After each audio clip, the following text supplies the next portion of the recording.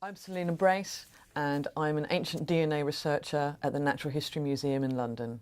I'm actually trying to look at the DNA from inside an animal's bone. It's like a code that explains, that makes you who you are. It told my cells like to grow arms and hands, whereas in a bird it would have told it to grow wings. So it makes all of us human, but it also makes us different. It makes us special. It codes to tell you more about you as a human. So a DNA is what makes my eyes green and someone else's eyes blue. My job is to look at this code and understand what both animals and people were like in the past. We work in a very specialised ancient DNA lab. It's kind of like a normal lab, but super, super clean. I don't want my DNA to touch that because my DNA is in much better condition than this DNA. We have to go in there, we put on a special suit, which is from head to toe. We have gloves, we have special booties, we have a face mask, and then a face mask over the top. The section that we're looking for is called the petrous, one of the ear bones. This bit here is the outside of the petrous bone. You see that hole there and this hole here?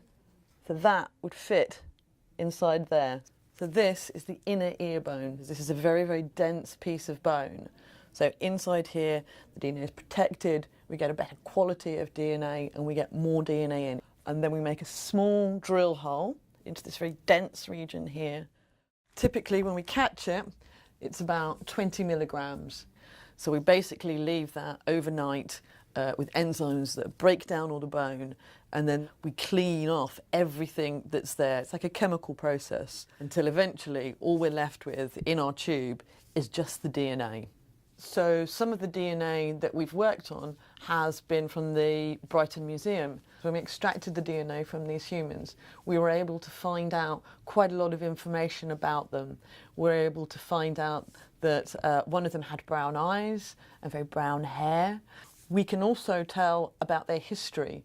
So DNA is obviously passed down from parents to child, and then from grandparents to parents, and it goes back and back through generations. And what we can tell about the people from Whitehawk were that originally their ancestors would have come from the Near East. So this is from the Fertile Crescent, so today we would call this Syria and Egypt and Israel, around that area. And then they, and then their children and their children's children moved slowly across Europe, ending up in the UK and ending up in Brighton. And so we can tell all of this just from looking at their DNA.